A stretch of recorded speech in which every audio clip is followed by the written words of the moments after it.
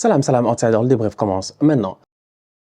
Le Real Madrid l'emporte aujourd'hui 1-0 face à la Real Sociedad dans la demi-finale allée de la Copa del Rey. Hier déjà, on a eu l'occasion de voir l'autre demi-finale. C'était sensationnel, c'était exceptionnel, c'était incroyable. 4-4 entre le Barça et l'Atlético. Sorloth qui vient encore une fois à la fin du temps réglementaire venir claquer le but de l'égalisation ou le but qui vient un tout petit peu crucifier les couleurs.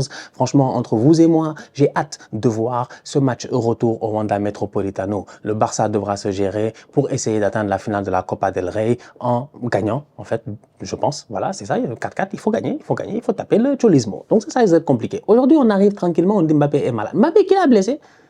Mais le Kicks, le Kicks était au repos. Le Kicks est au repos, je sais pas, il est blessé ou il a une petite gêne ou machin chouette. Bref, Mbappé n'est pas là. Donc du coup, quand Mbappé n'est pas là, qu'est-ce qui se passe?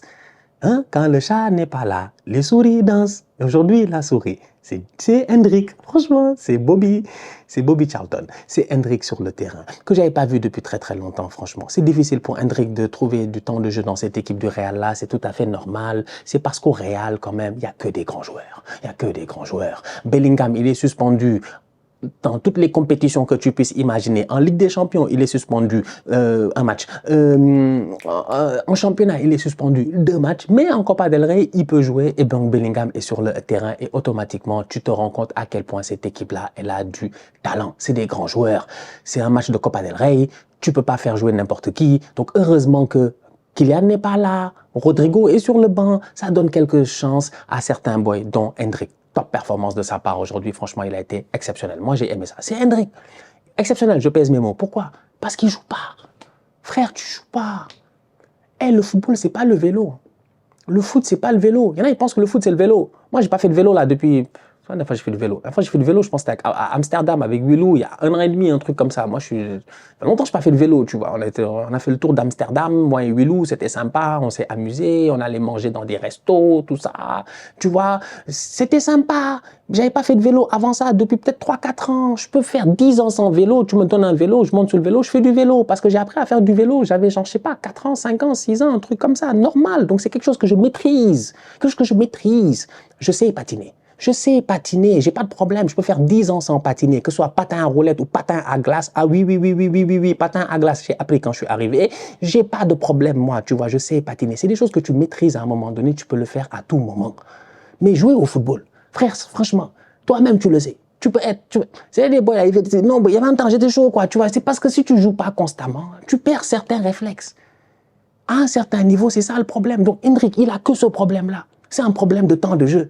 Et même sans temps de jeu, il arrive dans un match face à la Real Sociedad, s'il vous plaît, qui est une équipe niveau Champions League, une équipe qui se gère, une équipe dangereuse avec des boys talentueux, et il me met un superbe but. Il a failli mettre un doublé, malheureusement, le ballon frappe la transversale. Franchement, pour moi, aujourd'hui, Bobby Charlton, Jimi Hendrix, il a fait un très bon match. Franchement, il a fait un très bon match. Il était posé, il avait sa guitare, il était là en train de... C'est un fou, c'est un fou. Il a célébré 2 fois, il a mis un but, il a célébré 2 fois. C'est pour cela que le deuxième but a frappé la barre transversale Miskin, parce qu'il avait déjà célébré. Il abuse. Il a mis un but, il a célébré. Après, Bellingham est venu, il allait au poteau de corner. Il a célébré. Tu sens tellement qu'il ne joue pas, tellement il était heureux. Hendrik, très mobile, offensivement parlant. Hendrik qui descend pour soutenir ses coéquipiers aussi. Hendrik qui fait des efforts. Hendrik qui joue en une touche. Hendrik qui se projette. Franchement, moi, j'ai trouvé Hendrik aujourd'hui anormalement intéressant. Très bon ballon de la part de Jude Bellingham. Le contrôle est magnifique. Le contrôle est magnifique, ça lui permet d'amener le ballon. L'extérieur qu'il met est tout simplement très fin. C'est très très fin, tu vois. Donc ouais, moi j'ai trouvé Hendrik très intéressant aujourd'hui. Bon, Bellingham aussi, qui ces derniers temps n'aura pas beaucoup de temps de jeu, on a profité dans ce match-là pour venir claquer une passe D. Bien joué de sa part. Bon match de la part de Bellingham, des bonnes phases de jeu assez intéressantes. Une belle passe décisive pour Hendrik. Il a failli marquer sur une talonnade d'Aurélien Tchouaméni. Donc ouais, Bellingham aussi, il a fait son match. Arda Güler un peu under the level, ce qui m'amène au temps de jeu. C'est pas tout le monde qui est capable de faire comme ce que Hendrik l'a fait aujourd'hui. Tu vois, Arda aujourd'hui, tu regardes le match et tu te rends compte que il manquait le sharpness. Il manquait le sharpness. C'est-à-dire que le boy n'était pas vif. Il n'avait pas la vivacité qu'il a d'habitude. D'habitude, Arda, il arrive en 1 contre 1, il dribble. Aujourd'hui, il a eu de la misère à dribbler le boy Munoz. Il a eu la misère à dribbler le latéral en face de lui, tu vois. Il arrive, il perd le ballon, il arrive, il n'a pas forcément le coup de rein qu'il faut pour essayer de le déstabiliser et tout. Ça, c'est une question de temps de jeu. Ça, c'est une question de confiance. Plus tu joues, plus tu as du temps de jeu, plus tu es en confiance, plus tu rates un geste, plus tu te dis que je vais m'améliorer, plus tu sais que tu vas le réussir la prochaine fois. Mais si tu n'as pas l'opportunité de jouer face à différents défenseurs, différents calibres, ça peut te poser problème. Et c'est ça qui est arrivé aujourd'hui à ce boy, j'ai envie de dire, Arda Güler. Pas facile, franchement. Mais c'est comme ça, c'est le Real en fait. C'est super dur, tu vois. Finalement, tu gagnes le match 1-0, tu es heureux, tant mieux. Vinicius a essayé de faire son match. Globalement parlant, j'ai envie de parler de racisme, de xénophobie, de tout ce qui se passe. En fait, jusqu'à quand? Jusqu'à quand? Jusqu'à quand? Jusqu'à quand en fait? Moi, je suis fatigué, franchement.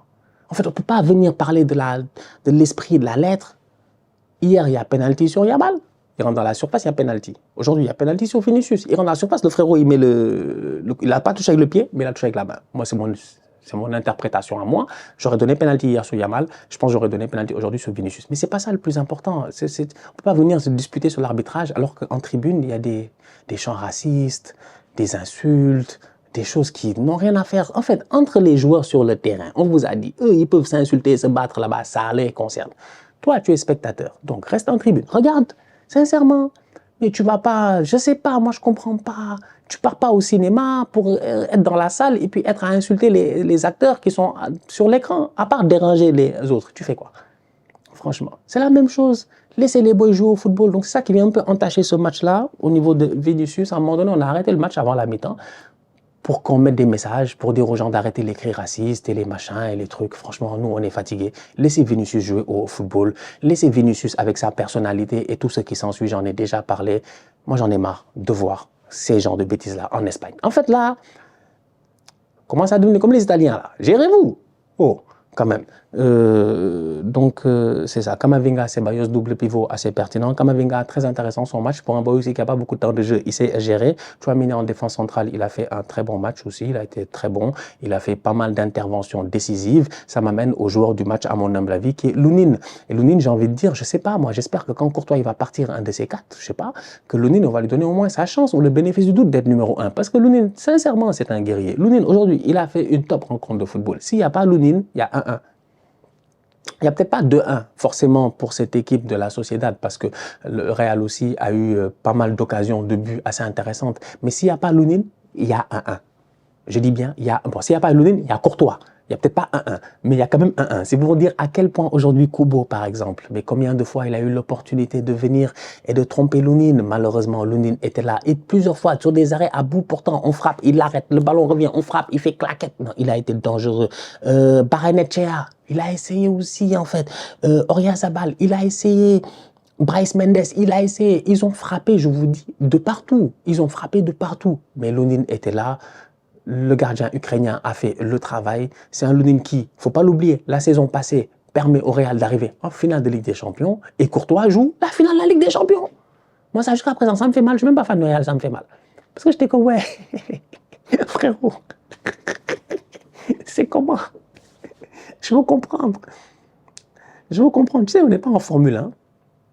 En Formule 1, un pilote, je pense, hein, si je m'abuse. En Formule 1, ouais, ces temps-ci, j'aime bien les métaphores. F1, en plus, je pense qu'il y a la nouvelle saison de Drive to Survive qui va bientôt sortir sur Netflix et j'ai hâte de la regarder pour voir ce qui s'est passé la saison passée, les insides et tout.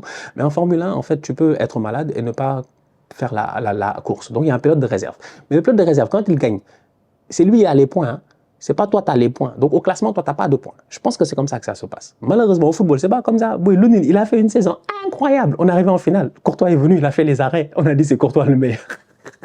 Donc, c'est pour dire, top performance de la part de Lounine aujourd'hui, très intéressant. Asensio, il a joué en position de latéral droit. Première mi-temps, j'ai envie de dire un peu compliqué, mais c'est normal parce que cette équipe de la Sociedad là, elle a poussé, comme j'ai dit, elle s'est créé beaucoup d'occasions. Il prend un carton jaune, il sort à la mi-temps, Vasquez rentre.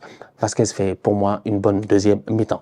Donc voilà, globalement parlant, c'est un peu ça, cette équipe du Real qui gagne aujourd'hui sans trop de tambour, sans trop de tambour, sans trop de tambours et de trompettes. Voilà, ils sont venus, ils ont gagné le match tranquille, ils ont fait tourner. Bobby Charlton a été au top, Bellingham a fait le taf. Ceballos, comme d'habitude, ces derniers temps, on n'en parle peut-être pas assez. C'est le joueur de l'ombre aujourd'hui au Real Madrid. Très dangereux, très utile cette saison.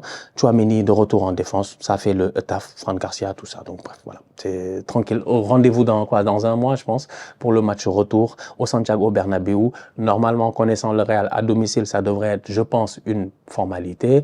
Même si ce n'est qu'un but d'écart. Donc on va voir. Dans un match de football, tout est possible. Mais on peut dire que le Real a déjà peut-être pas un pied au complet, mais une orteil, voilà, une petite orteil en finale de Copa del Rey. Alors que de l'autre côté, franchement, j'ai aucune idée. Le Barça Atlético, là, ça peut partir dans tous les sens. Je ne sais pas ce qui va se passer. Donc j'ai hâte de voir qui va aller en finale de Copa del Rey. Si on a un Classico, c'est cool. Si on a un derby de Madrid, c'est cool. Et si la Sociedad fait la remontada dans un mois à Madrid, c'est cool aussi. Franchement, moi, quel que soit le scénario, je prends. Donc voilà. Prochain match du Real, ça va être ce week-end. Match très important d'ailleurs en passant. On va juste vérifier rapidement.